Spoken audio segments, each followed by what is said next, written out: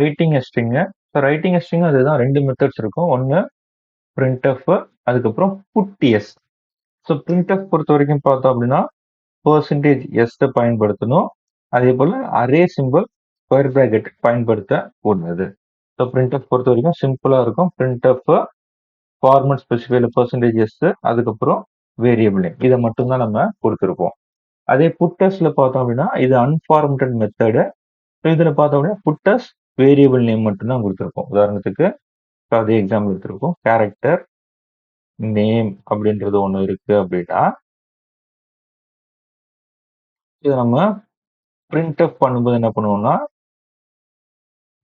printf %s name.